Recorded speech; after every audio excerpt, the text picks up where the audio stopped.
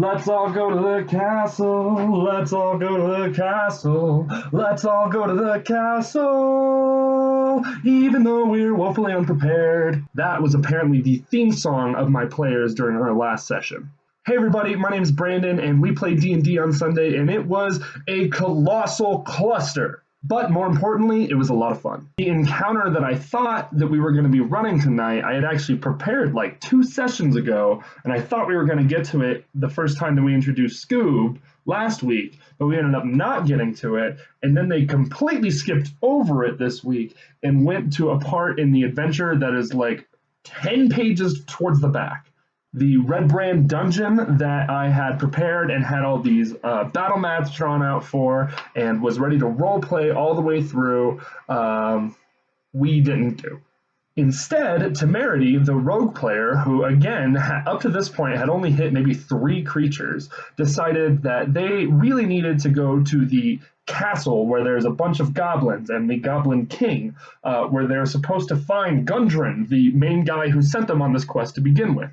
And she was adamant about getting there, and it really didn't take any persuasion on the part of the other players to agree to go through this. So I had exactly 0 things prepared. Well, not exactly 0 things. I had read through, in the Lost Mines of Phandelver adventure, there's a whole section where you can get all these side quests done, and any number of these side quests can get you to the last part of the adventure. And the first thing it gives you is a wilderness and random encounter chart to roll on. So I had looked over that, and I was familiar with how that worked. And I had even started preparing a couple of the other side quests that they had already engaged in. But I never, for some reason, I never in my wildest dreams imagined that they would go to the Goblin Castle. They had a quest from the half-elf cleric to go talk to a banshee. I had that prepared. They had some information about a tower that had a bunch of undead running over it. I had some of that prepared. And of course, I had the main Red Brand dungeon 100% prepared and ready to go, and they just jumped over it, over to the other side, in the middle of the forest, to the goddamn castle. So they decide to gather all their things up, and they go talk to the shopkeep to get a cart back because they want to go find Gundren and take him back and bring him so they can take him to the Lost Mine and finish the adventure. And it was interesting. It was the first time that I really saw any of the players heavily metagame, and it was fine. Like I told him, I was like, hey, you're metagaming right now. But it didn't really bother me as much as I thought it was, because what happened was my buddy who's playing the dwarf Bruntsor, he said, well, I don't really want to go get Gundren because then the adventure's over. And that meant a lot to me because that meant that he was enjoying what was happening. He was enjoying the game. He was enjoying the way I was running the game, and he was enjoying what he was accomplishing. That, by the way, was the only time that I was happy to have Bruntsor in the party for this adventure. We'll get to that. So this is really the first time that they've had to travel through the wilderness, and they take this weird, like, long way up the road, and then they cut across the prairie to get into the woods. And I don't know what was in my buddy's head, what was in Bruntsor's head for this entire adventure, but he had a real, let's call it mischievous streak in him. And he immediately proceeds to run away from the rest of the party so that they have to go find and catch him, just wasting a bunch of time and annoying everybody there. Eventually, everybody catches him, and he's like hiding in a tree, and just, I mean, he was having fun, and I accept that, and I love that he was having fun. But the other players weren't having fun, and they started to bicker, and they started to go back and forth, back and forth, back and forth. And all the while, I had been rolling on this wilderness encounter chart, and I don't think they knew what I was rolling, but I was just rolling and rolling and rolling. Finally, they got an encounter, which was fortuitous because their bickering started to get, not nasty, but it was starting to get heated a little bit. My wife ended up turning to me and said, can you please call initiative or some shit? Which is exactly what happened. I had just rolled correctly, and 6 wolves appeared and did a lot of damage, but it was a lot of fun, and it killed some time, and it got everybody back on track. And they proceeded to look for this castle, and they were looking for a while in game because they didn't have a map. All they had were some vague directions that a goblin gave them like 3 days ago, saying that the castle is 20 miles northeast of the cave. But we're talking about a big, dense forest here. It's Neverwinter Wood. The adventure, if you've never played it, takes place on the Sword Coast in the Forgotten Realms, right by Neverwinter, and there's this huge fucking forest, and somewhere in that forest, and they don't have any real way to get there, so they look and they look and they look, and eventually they climb a tree, and eventually they befriend another wolf that they encountered, and the wolf's like, all right, fine, I'll just take you to the castle. He said, Big Rock? I can take you to Big Rock. I am panicking at this point because I have nothing designed for this. I have nothing prepared. I don't have any battle maps drawn out. I haven't looked through my own battle maps to look to see if there's one that will slightly resemble what I needed to. So this whole time I'm kind of half-ass role-playing while looking through my maps, trying to draw out something real quick out of the adventure booklet, and it's just not working. And so finally they get to the front of the castle, and I call a break. And I call a break so that I can have like 10-15 minutes to convert some stuff on the fly. I finally found a big battle map that will work for the castle, and I put it down, and I start in my head just looking at it and comparing it with the map that I have in my adventure book and going back and forth. And I'm like, all right, I think I've got it enough. Enough being the key word here, because although I was able to functionally run a handful of encounters here, I wasn't able to properly describe to them exactly what the scene was like, where they were running up on the castle, and I'll take responsibility for that, but also my players didn't look around the castle. They came to this wall of a castle and found some stairs going up the back and just went up, and Temerity the Rogue, all of a sudden, finally starts rolling really well. She gets like an 18 on her roll for stealth to get up these stairs. And she gets up these stairs and everything's cool, everything's fine, the guards didn't notice her. And Brunsor, again, just decides to run. He just starts running up, this heavy dwarf with a wolf companion by his side, just running up the stairs. And an encounter begins. And this was a lot of fun because even though we've run a handful of encounters so far, I finally got to feel like I could have some strategic play going on, because the way it was set up was there was the long top of the top of the wall, top of the castle wall, with a tower on each side that had a room with 3 goblins in each one. I don't think there was originally 3 goblins. I made that rule on the fly, but 2 of them come out, and it's only a 10-foot wide hallway, so you can only hold 2 people at a time. If you're going perpendicular to the hallway. So our heroes find themselves on this hallway, or on the top of the wall, the walkway, more like, and 2 goblins come out of each room, and they're cornered, and it's a good battle. It's an intense battle. I didn't get to use my trap that was set in there because I didn't feel like it was fair for there to be a trap and a battle happening at the same time. But one of the goblins fell, and this is what I was talking about, where I got to be a little bit strategic. I didn't let the players know that there were more goblins in the room. So what happened was one of the goblins fell, and he was right outside the door. So I told them that they see the door open up, and the body gets dragged out, and another goblin steps out to replace it. So there was kind of this cycle of goblins coming in and out as they were dropping and dropping and dropping. Things start going a little bit south for the players, and eventually they decide to jump off the wall and run away. And that's fine. That's totally cool with me. They get back to camp. They take a long rest. No encounter happens. The dice favored them. And they start to devise what I can only call the most convoluted, confusing, unnecessary plan of attack that I could ever imagine. Scoob, the Dragonborn Warlock, apparently has a charlatan background and has a disguise kit. And he's trying to make it seem like he can make him look nothing like himself, but I had to tell him, you're 7'2" black-scaled Dragonborn.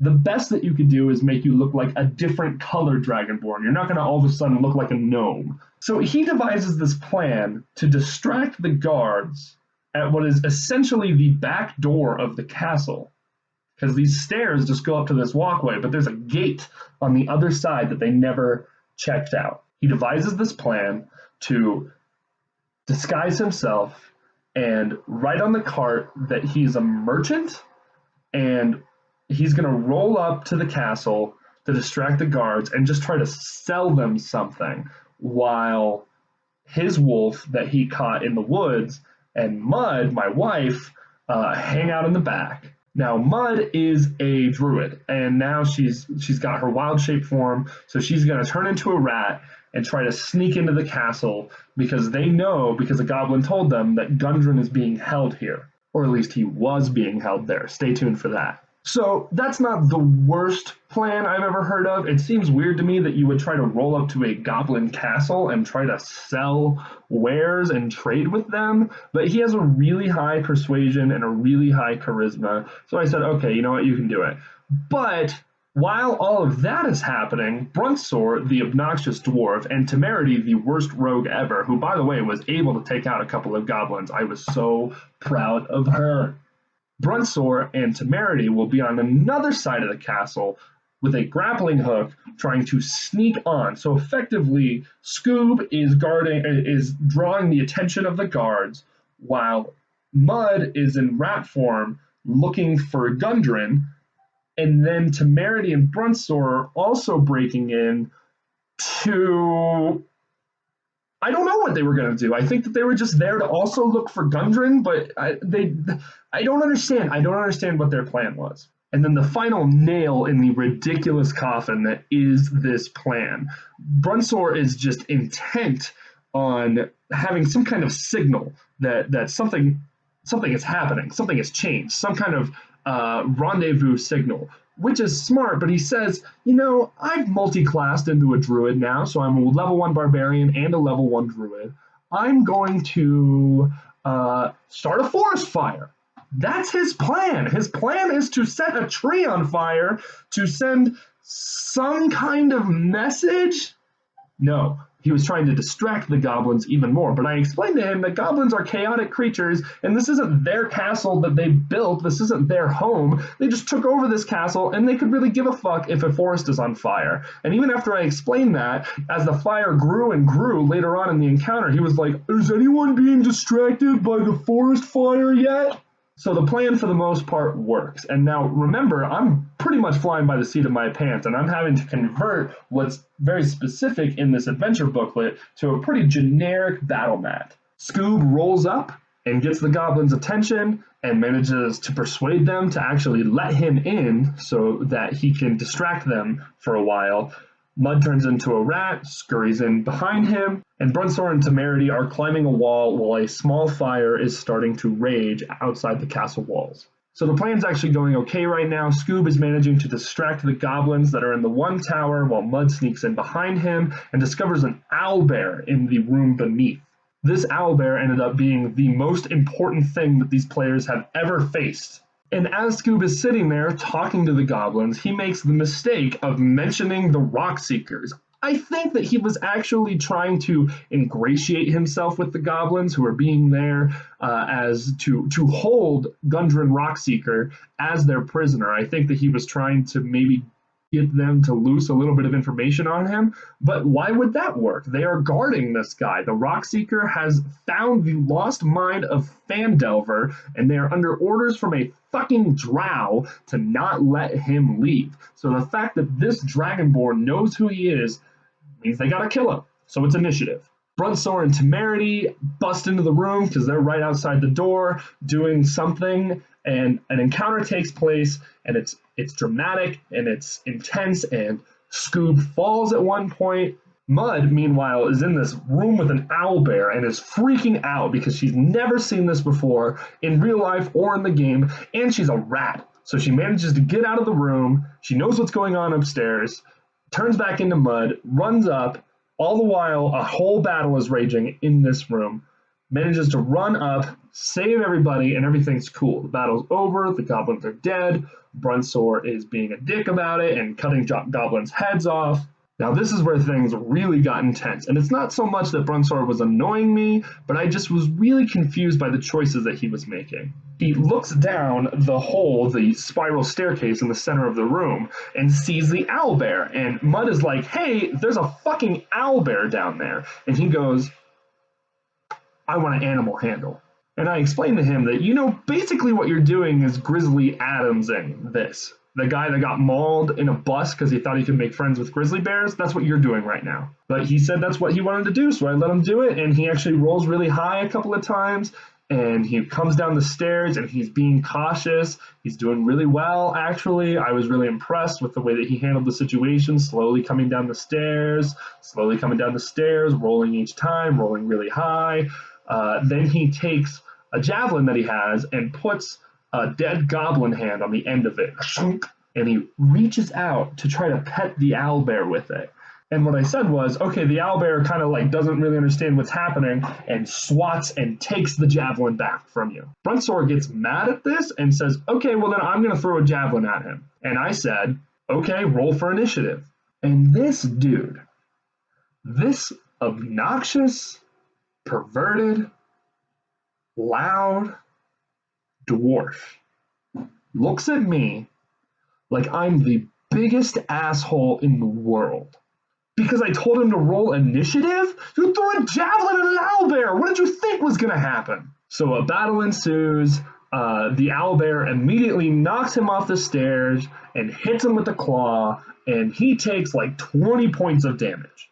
Now, mind you, an owlbear is CR3, which is not the most intense creature on the planet, but this is one multi-classed, total level 2 dwarf by himself and takes 20 damage right off the bat. Immediately, everyone's like, Bruntsor, get back up here. We got to get out of here. The other goblins are going to find out about this, and they devise another plan. Mud goes down, sneaks. Well, she doesn't sneak out, but she leaves the room and comes around the long way and opens the door to the room that was holding the owlbear, turns into a spider so that the owlbear doesn't see her, and the owlbear effectively just kind of wanders out because he wanted to be not locked in that room anymore.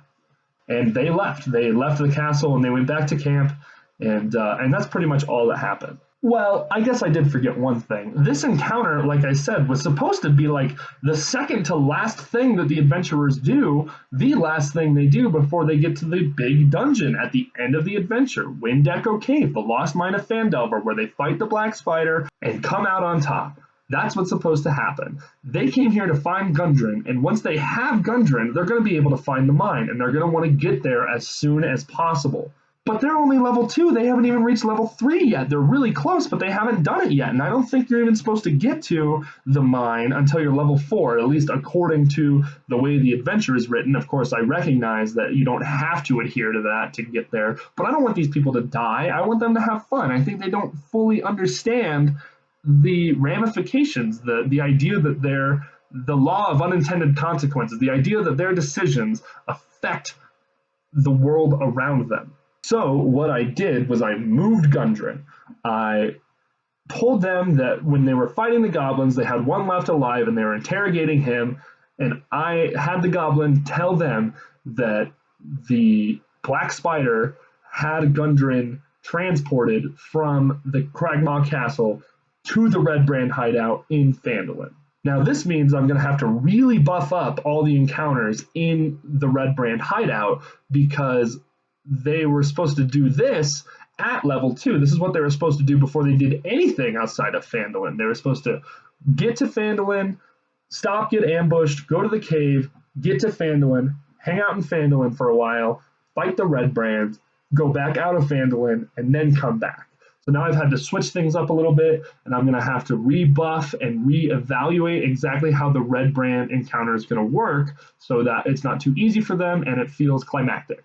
But that's okay. I think I can do that. I've obviously not been doing this for very long. I've been doing it for 22 days. But I think that I'm smart enough and I think that I'm good enough on my feet that I'll be able to do it. And so that's what happened. They're on their way back to Phandalin. They've got this idea in their head that everyone in Phandalin is in on the capturing of Gundren because now that he's being held at the Red Brand hideout, I'm starting to see what DMs online are always talking about, where players will get these crazy ideas in their head and then just treat them like they're true. But as obnoxious and as stressful as that last session was, I had a lot of fun and they laughed a lot and I think they had a lot of fun. I had to make some hard decisions, but them's be the breaks. That's all there is. We'll play again this Sunday and hopefully they'll go to the Red Brand hideout and they'll get to at least halfway through level 3 and hopefully maybe to level 4 before they go to the Wind Echo Cave. We'll see what happens. Until then, bye-bye.